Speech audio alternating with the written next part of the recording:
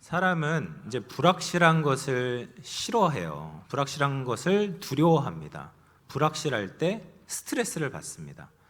그래서 이 버스를 기다릴 때 받는 스트레스에 대해서 조사를 했습니다. 한 상황은 어떤 상황이냐면 버스가 언제 올지 모르고 기다릴 때 받는 스트레스의 양과 그리고 언제 올지 알면서 기다릴 때 받는 스트레스의 양이 어떻게 다른가?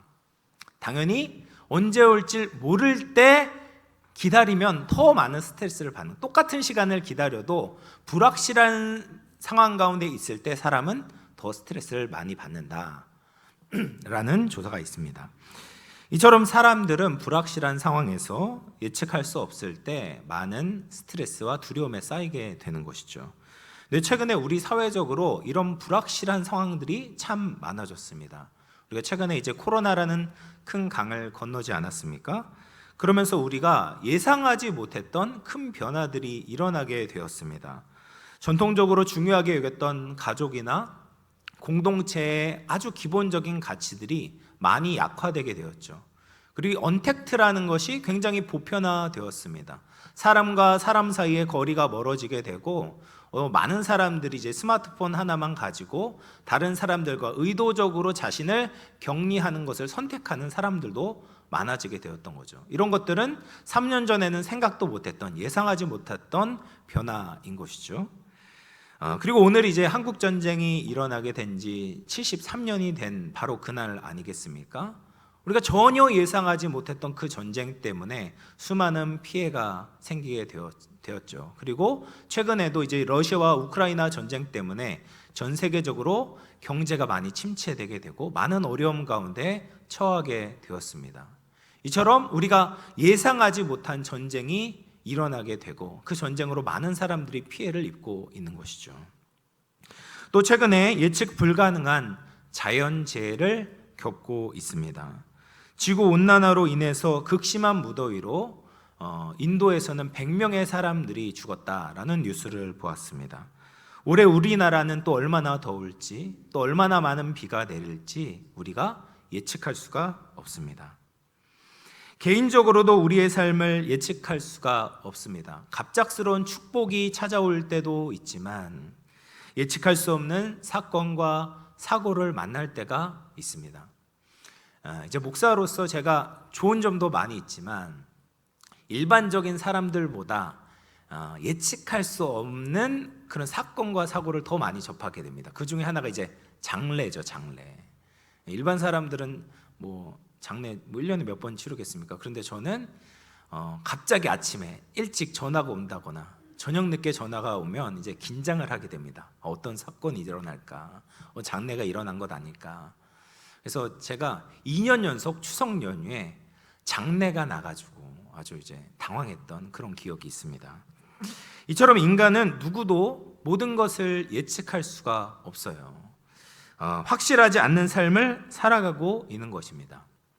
오늘 우리가 읽은 이제 본문 말씀 전도서에서도 계속 알지 못한다라는 말을 반복하고 있어요. 2절에도 나오고 5절에도 나오고 6절에도 알지 못한다. 너희들은 알지 못한다라고 이야기를 하고 있습니다. 그래서 2절과 3절 말씀 보면 이렇게 이야기해요. 같이 한번 읽어보겠습니다. 7에게나 8에게 나눠줄지어다. 무슨 재앙이 땅에 임할는지 내가 알지 못함이니라. 구름에 비가 가득하면 땅에 쏟아지며 나무가 나무로나 북으로나 쓰러지면 그 쓰러진 곳에 그냥 있으리라 라고 이야기를 해요. 그러니까 재앙이 언제 닥칠지 우리가 알지 못한다라는 거예요. 구름에 비가 가득하면 오게 되지 않습니까? 누구나 지금 하늘이 컴컴하면 비가 오겠구나 생각하죠. 그리고 과학기술이 발달해가지고 며칠 전에 조금 더 일찍 비가 오겠구나 우리가 예상할 수 있어요. 그런데 예상은 하지만 비가 오는 것을 우리가 알지만 그것을 막을 힘이 없어요. 큰 태풍이 몰아친다고 해서 그것을 가로막을 수 있는 힘을 가진 사람이 누가 있습니까? 아무도 당해낼 수가 없어요. 오면은 그냥 그 비를 맞을 수밖에 없는 거예요.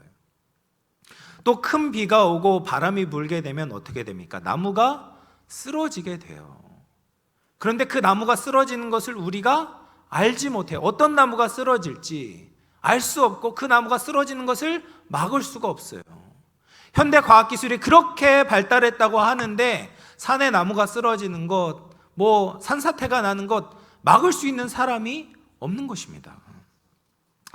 또 6절에 보면 이렇게 이야기합니다. 6절입니다. 6절 하반절 말씀 보면 이것이 잘 될는지 저것이 잘 될는지 혹 둘이 다 잘 될는지 알지 못함이니라 라고 이야기를 합니다.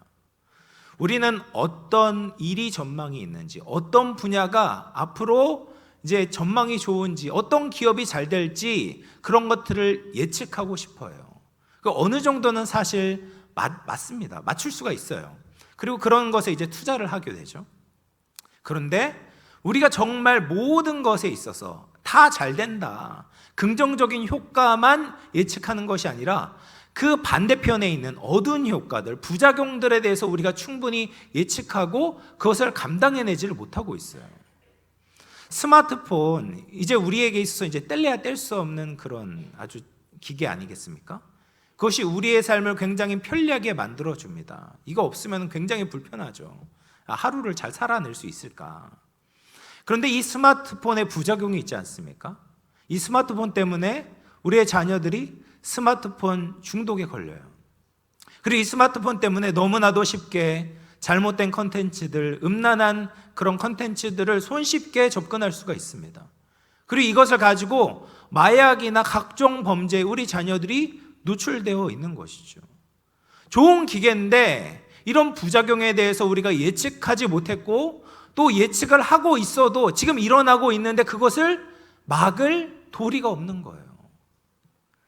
또 플라스틱, 우리 주변에 얼마나 많이 사용하고 있습니까? 이제 카페에도 여러 군데 플라스틱이 없는 데가 없지 않습니까? 이렇게 우리 삶에 밀접하게 연관되어 있는데 이 플라스틱이 500년 동안 썩지를 않는 거예요. 근데 이것이 미세 플라스틱이 되어서 전 바다를 오염시키고 생태계를 교란시키는데 우리가 그것을 막아낼 수가 없는 거예요. 그 부작용이 있다는 것을, 부작용이 나올 것이라는 것을 예측도 못하고 지금 부작용이 일어나고 있는데 여전히 손쓰지를 못하고 있는 거죠. 결론을 내리자면 사람이 모든 것을 예측할 수 있을 것이라고 안다고 생각하지만 사실은 알지 못한다라는 거예요. 가장 기본적으로 내일 내가 이 땅에 존재할지, 살아갈지, 생명이 있을지 우리는 알지 못합니다. 어떤 일이 우리에게 닥쳐올지, 만사를 성취하시는 하나님의 일을 다 아는 사람은 없다라는 거예요.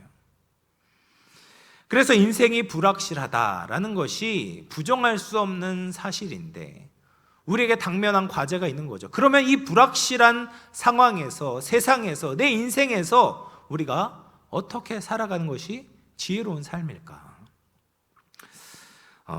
지난 주 중에 이제 신문을 보다 보니까 명품 카드 결제액이 4년 새에 3.4배가 높아졌다라는 기사를 보게 되었어요.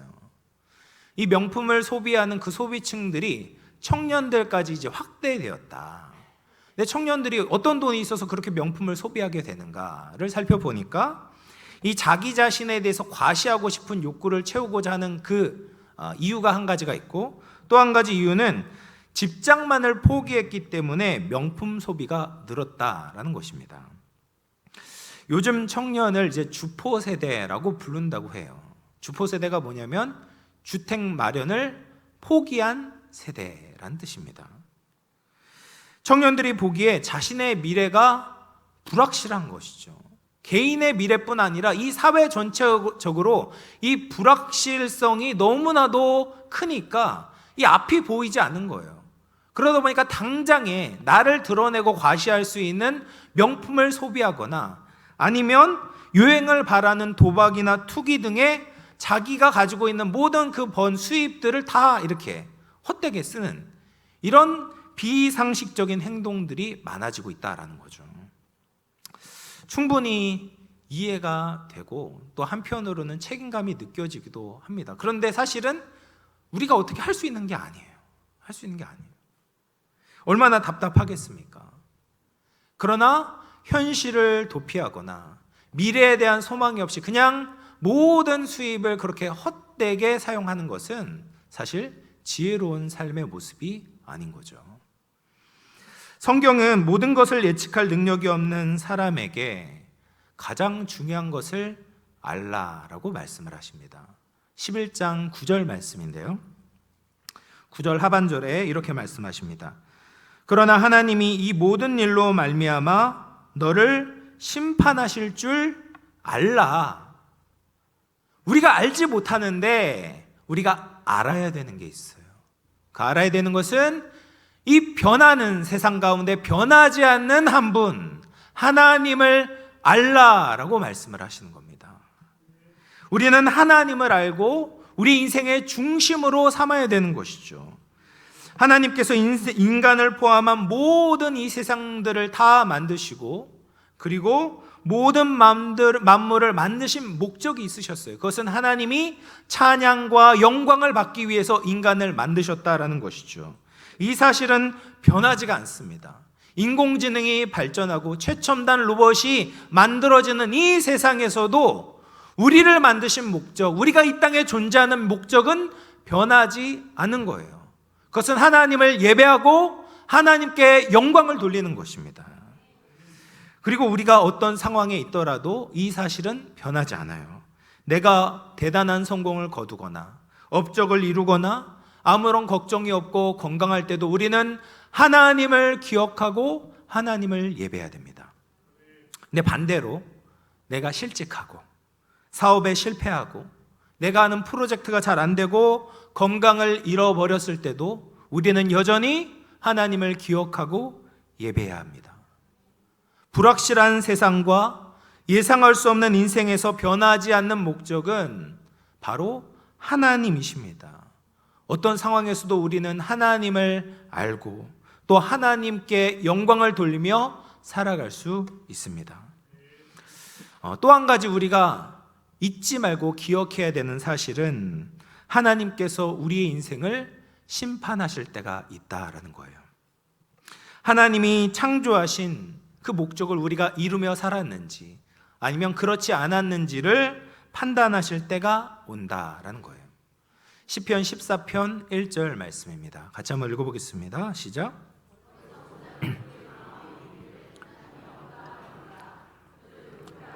그 행실이 선을 행한 자가 없도다. 많은 사람이 이 땅에서 하나님을 모르고 하나님이 없다고 하나님을 인정하지 않고 살아갑니다. 근데 우리가 손바닥으로 하늘을 가린다고 해서 하늘이 사라지는 것이 아니에요. 하나님은 존재하시죠. 하나님은 살아계십니다. 그리고 우리 인생을 심판하실 것입니다. 한번 죽는 것은 사람에게 정해진 것이요 그 후에는 심판이 있으리니. 다른 사람들에게 우리의 삶을 감추어도 하나님 앞에 모든 것이 낱낱이 드러나고 심판받을 그날이 있다라는 거예요. 우리 사람들은 이것을 알아야 돼요. 불확실한 세상 속에서 변함이 없는 하나님을 아는 지식이 있을 때 우리가 어떻게 살아야 하는지 삶의 방식이 선명해지는 것이죠. 그럼 오늘 본문 말씀을 보면 우리가 성도로서 하나님을 알 때, 하나님의 존재와 하나님의 심판을 알 때 어떻게 삶을 살아가야 되는가, 세 가지 중요한 교훈을 우리에게 전해주고 있습니다. 첫 번째로 우리가 어떻게 이 불확실한 세상 속에서 살아야 되는가? 믿음으로 기다리라라는 거예요. 한번 따라해 볼까요? 믿음으로 기다리라. 1절 말씀 같이 한번 읽어보도록 하겠습니다. 11장 1절입니다. 시작. 너는 내 떡을 물 위에 던져라. 여러 날 후에 도로 찾으리라. 어떤 학자들은 이 말씀이 자선행위, 사람들을 돕는 행위를 나타내는 것이다라고 해석을 하기도 해요. 그러니까 돌아올 것을 기대하지 않고 물 위에 어떤 떡을 던지는 것이 불쌍한 사람을 돕는 행위다라고 해석을 하기도 하지만 최근에 많은 학자들은 이 1절 말씀을 해상무역을 하는 것을 설명하고 있다라고 봅니다. 그래서 떡을 물 위에 던지는 것이 해상무역이다라고 보는 거죠. 실제로 이 전도서를 쓴 저자인 솔로몬은 해상무역을 많이 했습니다. 역대하 9장 21절 말씀 보면 이렇게 얘기해요. 왕의 배들이 후람의 종들과 함께 다시스로 다니며 그 배들이 3년에 1차씩 다시스의 금과 은과 상아와 원숭이와 공작을 실어 옮이더라. 그러니까 솔로몬 왕이 배를 3년에 한 번씩 다시스로 보냈던 거예요. 다시스는 어디입니까? 스페인이에요. 그러니까 이스라엘에서부터 스페인까지 솔로몬 때부터 지금 해상 무역을 했다라는 거예요. 그래 무역을 할 때 금, 은 그리고 각종 진귀한 물건들을 솔로몬이 얻을 수 있었다라는 것이죠. 근데 지금이야 우리가 아무리 태평양으로 배를 보낸다고 해도 지금 어떤 상황인지 언제 돌아올지 우리가 정보를 받을 수 있지만 그때만 해도 배를 바다에 보낸다는 것은 언제 돌아올지 올 수 있을지 또 어떤 일이 일어날지 예측을 할 수가 없는 거예요. 다시 말해서 이 물 위에 떡을 던지라라는 것은 해상무역을 하는 것처럼 믿음으로 진득하게 기다리는 삶을 살아라 라는 말이에요. 언제 올지 몰라요. 그런데 그렇게 믿음으로 기다리게 되면 반드시 언젠가는 돌아올 것이다. 그 믿음을 가지고 기다려라 라는 말이죠. 당장 어떤 결과가 돌아오게 되는 일을 하는 것은 참 재미있고 신나는 일입니다. 아이들이 게임을 열심히 하는 이유에 대해서 제가 들은 적이 있습니다. 아이들이 게임을 좋아하는 이유가 이 게임 자체가 하면 재밌죠. 재미있는 것도 있지만 이 게임이 아이들에게 성취감을 가져다 준다. 그래서 아이들이 게임을 좋아한다라는 이유가 있었어요. 그러니까 아이들이 이 게임을 하면 1시간 게임을 하면 이렇게 레벨이 올라가는 것이 보여요. 그리고 1시간 투자하지 않았을 때보다 더 게임을 잘하게 되는 것을 체감할 수가 있는 것입니다. 근데 공부를 하면 어떻습니까? 1시간 공부를 해도 내 실력이 늘어나는 것이 보이지가 않는 것이죠. 달라지는 것이 없는 겁니다. 레벨업이 안 되는 것처럼 보이는 거죠. 그래서 기다림과 인내가 부족한 아이들이 공부를 등한시하고 게임에 빠지게 된다라는 분석을 들은 적이 있어요. 비단 어린 아이뿐 아니라 어른들에게 있어서도 믿음을 가지고 기다리는 것은 쉬운 일이 아닙니다. 당장 어떤 결과가 나타나지 않으면 사람이 재미가 없고 조급해지는 것이죠. 내가 쏟은 노력의 그 결과가 나타나지 않으면 포기하고 싶은 것이 사람의 마음입니다. 그런데 대부분 좋은 것들은 당장의 결과가 나타나지 않습니다. 믿음을 가지고 인내하고 기다려야 그 결과가 나타나는 것들이 대부분 좋은 것들이죠. 이런 믿음과 기다림은 신앙생활에 있어서도 굉장히 중요한 요소입니다.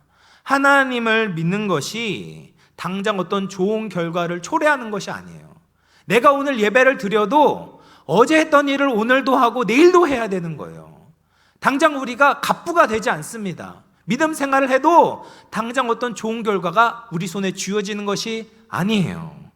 하나님의 뜻대로 살아가기 위해서는 믿음과 기다림이 필요한 거죠. 그러나 우리가 그렇게 하나님을 위해 살아갈 때 뭐라고 약속하십니까? 그것이 절대로 헛되지 않고 거두게 된다라고요. 1절에 뭐라고 이야기합니까? 여러 날 후에 도로 찾으리라. 믿음으로 기다리게 되면 여러 날 후에 도로 찾게 되는 거예요. 하나님을 위해 살아가면 반드시 도로 찾게 됩니다. 우리가 이 땅에 살아갈 때 그것을 도로 찾지 못할 수도 있어요. 그런데 우리가 죽은 이후에 우리 자녀들이 찾을 수도 있고 우리 주위의 이웃들이 찾을 수도 있는 거예요. 우리 집사님들 보면 이렇게 고백하는 분들이 있어요. 우리 어머니의 기도 덕분에 내가 이렇게 신앙생활을 하고 있습니다. 내가 신앙을 떠나지 않고 있습니다. 우리 어머니 기도 덕분에 내가 이렇게 살아가고 있습니다 라고 고백하는 분들 많이 만나게 됩니다. 그러니까 당대에 그 선이 이루어지지 않고 그 결실을 맺지 못할지라도 하나님께서 언젠가는 도로 찾게 해주신다는 거죠. 뿐만 아니라 무엇보다도 우리가 참고 선을 행할 때 하나님이 그것을 반드시 기억해 주시고 갚아 주시는 겁니다. 모든 선악을 심판하시는 그날에 믿음으로 살아갔던 그 자에게 하나님께서 상을 주시는 것이죠. 사랑하는 성도 여러분, 불확실한 시대에 믿음으로 인내하며 선을 행하며 살아가시기를 주님의 이름으로 축원을 드리겠습니다. 그러면 반드시 하나님이 거두게 하실 것입니다. 두 번째로 우리가 불확실한 이 세상 가운데 어떻게 살아야 되는가? 맡겨진 일에 충성하라. 한번 따라해 볼까요? 맡겨진 일에 충성하라. 4절 말씀 보면 이렇게 이야기를 해요. 풍세를 살펴보는 자는 파종하지 못할 것이요 구름만 바라보는 자는 거두지 못하리라 라고 이야기해요. 그러니까 풍세만 살펴보고 이 날씨만 살펴보는 사람은 거둘 것이 없다라는 거죠. 그러니까 내가 하는 일에 대해서 결과를 예측할 수 없으니까 아무것도 하지 않겠다라는 사람들이 있습니다. 이런 사람들은 보통 이제 이상주의적인 사람들, 완벽주의적인 사람들이 이런 경향을 가지고 있어요. 내가 수고를 했는데 이 수고한 만큼의 결과를 얻어야 되지 않습니까? 근데 그런 결과가 오지 않는 거예요. 그런 부조리한 세상의 구조 속에서 그런 일들을 한 번, 두 번, 몇 번 경험하게 나면 더 이상 이 세상을 살아갈 이유가 없다. 내가 노력했는데 그만큼 거두지 못하니까 그러느니 나 아무것도 하지 않겠다. 자포자기하면서 이렇게 무기력함에 빠지는 사람들이 있다라는 거죠. 그러나 성경은 그렇게 말하지 않아요. 예측할 수 없으니까 네가 뿌린 대로 그만큼 거둘 수 없으니까 너는 아무것도 하지 않아도 돼라고 말하지 않습니다. 6절 말씀 보면 이렇게 말씀하십니다. 너는 아침에 씨를 뿌리고 저녁에도 손을 놓지 말라. 그러면서 어디에서 거둘지 모른다라고 말씀하세요. 내가 뿌린 만큼 거두지 못할 수도 있어요. 내가 뿌린 곳에 싹이 안 날 수도 있어요. 근데 분명히 우리가 알 수 있는 건 뭐냐면 내가 아무것도 뿌리지 않으면 아무것도 거둘 수 없습니다. 하나님의 섭리를 믿는 사람들은 아무것도 하지 않는 사람들이 아니라 부지런히 뿌리는 사람들입니다. 하나님이 거두게 하실 것을 믿고 부지런히 뿌리는 사람이야말로 하나님의 주권, 하나님의 섭리를 믿는 사람들입니다. 노벨 문학상을 수상한 솔제니치는 2차 세계대전 당시에 소련의 포병 장교로 복무하다가 친구에게 개인적으로 쓴 편지 안에 이제 스탈린을 비판하는 내용이 들어갔던 거예요. 그런데 그것이 발각이 되어서 8년 징역형에 처하게 됩니다. 게다가 그 수용소 안에 있을 때 암에 걸리게 돼요. 이 개인적으로 쓴 편지 하나 때문에 이렇게 오래도록 고통스러운 시간을 보내야 된다라는 것이 좀 억울한 것 아니겠습니까? 개인적으로 편지를 썼어요. 윤 대통령의 비판하는 편지를 썼는데 그것 때문에 8년을 징역형을 살아야 된다. 암에 걸려 얼마나 억울한 일이겠습니까? 충분히 자기 삶에 대해서 굉장히 이제 실망하고 하나님을 원망하고 세상을 저주할 만했죠. 그런데 이 솔제니친이 그런 시련 속에서 좋은 사람들을 만나게 되고 생각이 바뀌게 됩니다. 과거에 내가 어떤 잘못을 한 것은 없는가? 그리고 이 수용소 속에서 내가 잘못했던 것을 만회할 방법은 없을까? 이런 것들을 생각하고 고민했던 것이죠.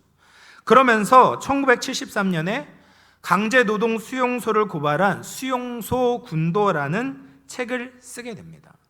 그리고 이 책이 온 세상 가운데 널리 이제 퍼지게 되면서 이 소련 안에 있었던 구소련 안에 있었던 공산주의의 그 민낯 그리고 그런 실상들을 고발하게 되고 거룩한 파장을 일으키게 되는 것이죠. 그가 이 삶에 대해서, 삶의 부조리함에 대해서 절망하고 아무 일도 하지 않았다면 아무 일도 일어나지 않았을 것입니다. 우리는 살아있기 때문에 뿌리는 삶을 살아야 합니다. 고린도전서 3장 6절 말씀. 나는 심었고 아볼로는 물을 주었으되 오직 하나님께서 자라게 하셨나니. 사도 바울이 사람이 해야 되는 영역과 하나님이 역사하시는 역사의 영역을 나누고 있어요. 사람은 어떤 영역을 해야 됩니까? 뿌리고 물을 주는 것 해야 된다라는 거예요. 그런데 그렇게 할 때 자라게 하고 열매 맺게 하는 것은 내 영역이 아니라 하나님의 영역이다라는 거예요. 그것을 인정해야 되는 거죠. 근데 하나님이 보시는 것은 무엇을 보시냐? 내가 얼마만큼 많은 열매를 거두었는가로 우리를 평가하는 것이 아니라 내가 얼마나 부지런히 뿌렸는가, 부지런히 물을 주었는가를 보고 우리의 삶을 평가하신다라는 거예요. 그래서 고린도전서 3장 8절에 이렇게 말씀하세요. 심는 이와 물 주는 이는 한 가지이나 각각 자기가 일한 대로 자기의 상을 받으리라.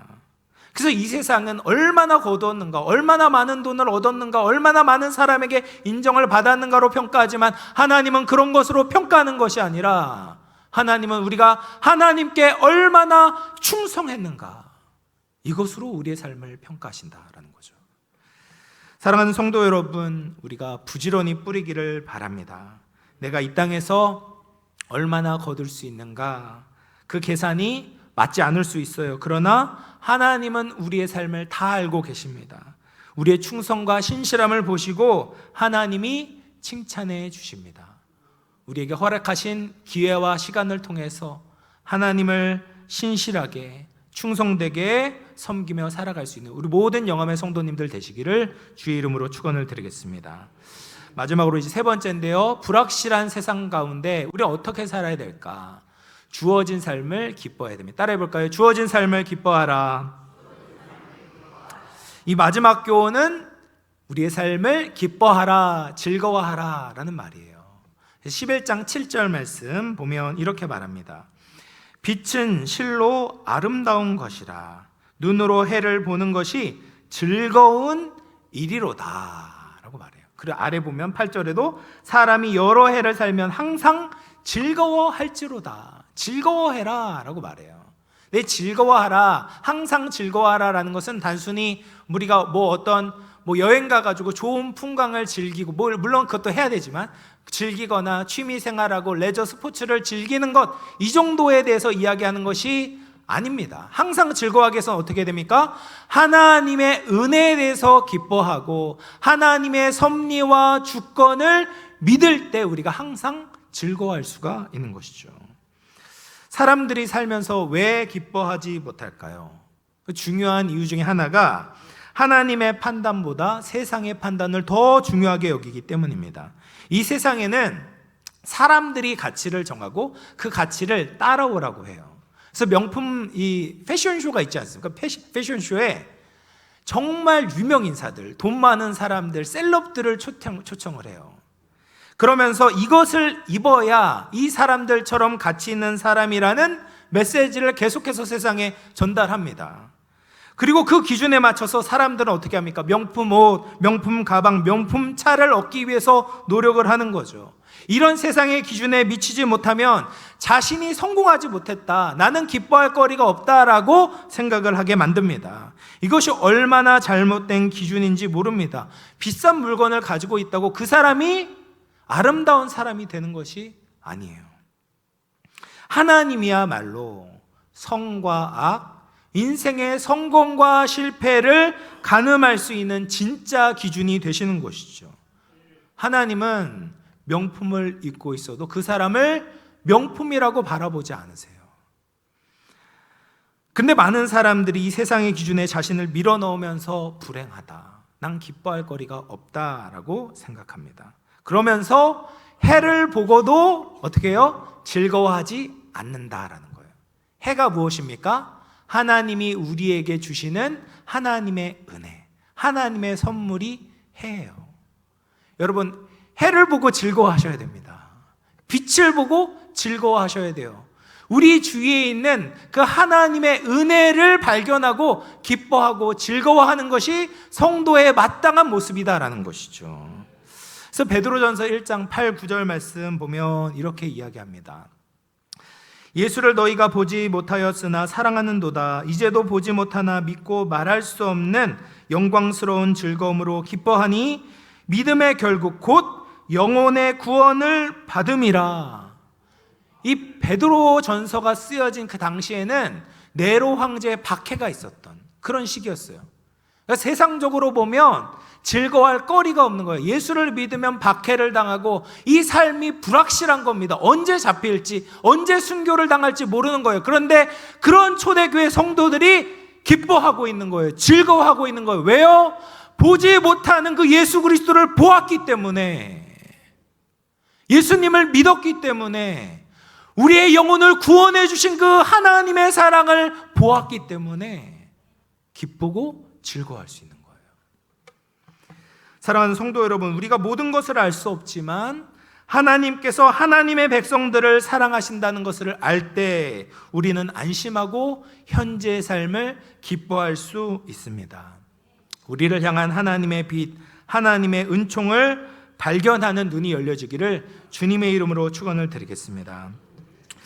이 제주 기적의 교회의 정성학 목사님께서 최근에 생전 임종 예배를 드리셨다라고 합니다. 임종 예배는 원래 소천 직전에 천국에 대한 소망을 굳게 잡도록 환자와 같이 드리는 예배가 임종 예배 아니겠습니까? 그런데 이 목사님께서는 건강하세요, 정정하시고, 사실 책도 쓰셨어요. 같이 출판 기념회도 하셨거든요. 그런데 이 아직 살아갈 날이 많이 남아있을 때 생전 임종 예배를 드리신 거예요. 왜 그렇게 드리셨을까? 이 죽음이 온다는 것을 미리 기억하기 위해서 생전 임종 예배를 드리신 거예요. 자신의 남은 인생을 나를 위해 사는 것이 아니라 하나님 앞에 살아가고자 하는 각오와 결심을 가지기 위해서 이 임종 예배를 드리셨다라는 것이죠. 여러분, 우리도 그렇게 예배를 드릴 수는 없지만 개인적으로 여러분 생전 임종 예배 드리시기를 바랍니다. 모든 것이 불확실하고 흔들릴 때 우리의 인생의 방향을 바로 잡아줄 수 있는 것은 우리가 하나님 앞에 서야 할 날이 있다라는 그 사실입니다. 이것을 우리가 얼마나 일찍 알고 살아가느냐에 따라서 우리의 인생을 허비하지 않고 하나님 앞에 깨어 살아갈 수 있는 것입니다. 사랑하는 성도 여러분, 이제 말씀을 마무리하겠습니다. 우리는 다 알 수 없어요. 때로는 혼란스러운 세상 가운데 좌표를 잃고 어떻게 살아가야 할지 두려운 마음이 듭니다. 이 세상은 앞으로 어떻게 될까? 내 인생은 어떻게 될까? 우리 자녀들은 어떻게 될까? 이런 걱정에 짓눌려 힘들어하는 분들이 계십니까? 이 세상의 불확실한 것을 알고자 하는 노력도 필요하지만 더 중요한 것은 확실한 진리 위에 살아가는 것입니다. 예측할 수 없음에 주목하지 마시고 우리가 알아야 하는 하나님을 바라보십시오. 신실하신 하나님이 우리를 사랑하십니다. 하나님이 다스리고 계십니다. 하나님의 백성들을 영원토록 지키실 것입니다. 그 하나님을 경외하며 살아갈 때 하나님이 도우시고 돌보시며 우리를 칭찬하실 줄로 믿습니다. 나의 자금과 한계를 인정하며 모든 것 대신 하나님을 경외하며 믿음으로 살아가는 우리 모든 영암의 성도님들 되시기를 주님의 이름으로 축원을 드립니다.